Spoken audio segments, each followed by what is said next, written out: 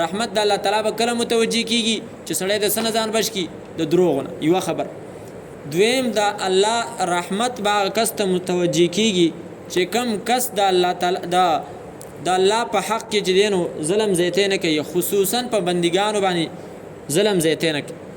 ځکه الله تعالی په دې صورت کې چې دینو فرمایلی یو پاڼه چې مونږ اړولې وه فاذن مؤذن بینهم اللعنة الله علی الظالمین.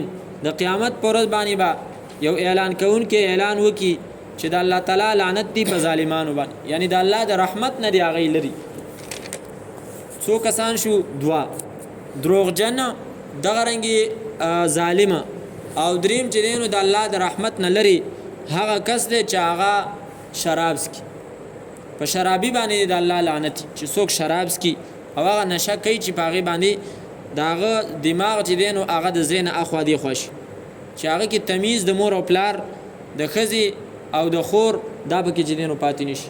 نو په داسې قسم د الله تعالی لعنت. خو یوه خبره په دې کې یاد وساته چې د الله تعالی لعنت په داسې کسانو باندې چې په چا کې دا صفتونه وي.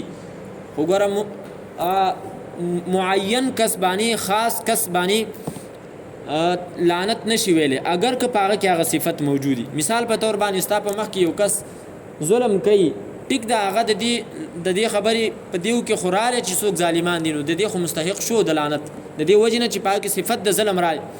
خو داسې مخامخ یو ته نشي ویلی چې ته ظالمي او پتا د الله لعنت. وجه د دې څه ده؟ ګوره وجه واوره.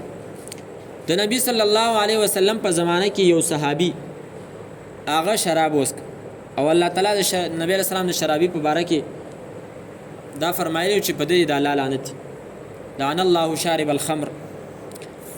نو بیا چې کوم دی نو هغه ووالی شو کوړې پې ولګېدې بیا یې وسکل نو بار په هغه باندې کوړې جاري کېدې. نو یو صحابي د هغه په باره کې ویل غالبا چې حضرت خالد ابن ولید رضی الله عنه چې یاره په دې د الله لعنت دا اوس دا چې کوم دی نو بار شراب سکي او وهلی کېږي هلکه خو منع شتې.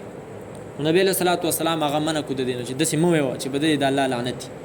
حالانکه هغه شراب سکلي وو نو په ظاهره کې خو هغه د دې مستحق چې نبی علیه صلات وسلام شرابي د پاره د لعنت خبره کړې وه، خو هغه معین کس په باره کې نبی علیه صلات وسلام منع کړو. نو د عام صفت په باره کې خو ته داسې ویلی شي چې د الله لعنت دی په ظالمانو، داسې ویلی شي چې د الله لعنت دی په دروغجنو باندې، او داسې ویلی شي چې د الله لعنت دی په شرابیانو باندې، خو داسې معین کس باندې ته نشي ویل. دغه رنګې نبی علیه صلات وسلام یو بل کس چې دی نو هغه د لعنت د الله تعالی مستحق او دا څوک دی؟ دا هغه کس دی چې هغه سود خوري.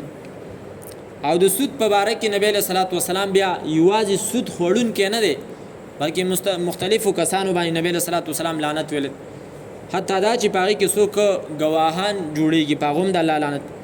دغه رنګې څوک په هغې کې چې کوم دی نو لیکون کې جوړیږي هغه سود لیکي دا سود کاته لیکي په هغه هم د الله تعالی لعنت. او دغه رنګې نبی علیه صلات وسلام د لعنت خبره چې دی نو د هغه کس دپاره هم کړې ده چې د الله تعالی په دین کې څوک چې دی نو څه کوي د ځان نه نوي شی نه ایجاد کوي چې هغې ته بدعتي ویلی کېږي. لعن الله من احدث فی دین الله. د الله لعنت دی په کس باندې چې د الله تعالی په دین کې هغه د ځان نه خبرې راوباسي. دغه رنګې نبی علیه صلات وسلام نو دام د الله تعالی د رحمت نه لرې شو چې څوک د الله تعالی په دین کې د ځان نه خبرې راوباسي او هغې ته دین وایي دغې ته بدعتي وایي. دغه بدعتي هم د الله تعالی د لعنت مستحق شو نو د رحمت نه څه شو لرې وته. اصل خبره خو موږ د رحمت کوله کنه چې د رحمت نه څوک لرې دي نو د رحمت په مقابل کې د الله لعنت دی او د الله تعالی د لعنت نه دغه خلک چې دی نو لري.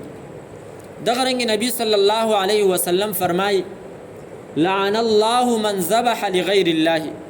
د الله لعنت دی په هغه کس باندې چې هغه څاروی حلالوي نو هغه د الله تعالی په نوم باندې نه حلالوي، د بل چا په نوم باندې چې دی نو حلالوي. لکه د حضرت حسن په نوم باندې، د حضرت حسین یا د بل پیر په نوم باندې هغه چې دی نو خپل څاروی حلالوي. نبی علیه السلام فرمایي په دم دی د الله لعنتي دان د الله د رحمت نه لري.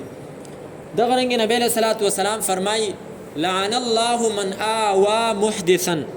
د الله لعنت دی په کس باندې چې هغه یو داسې کس له چې دی نو هغه پناه ورکوي چې هغه د الله تعالی په دین کې د ځان نه نوې خبرې ایجاد کوي بدعتي او هغې ته چې دی نو دین وایي. ټیک شو دا کارونه اکثر مولان کوي ګوره نو داسې مولا لکه چېرته یو امی په کور کې ځای ورکوي نو به داسې امیم دي د الله تعالی لعنتي نبی رسول الله فرمایي لعن الله من آوا محدثا. بهر حال دا ټول خبرې چې دی نو دا د رحمت مقابل دی باقی د الله رحمت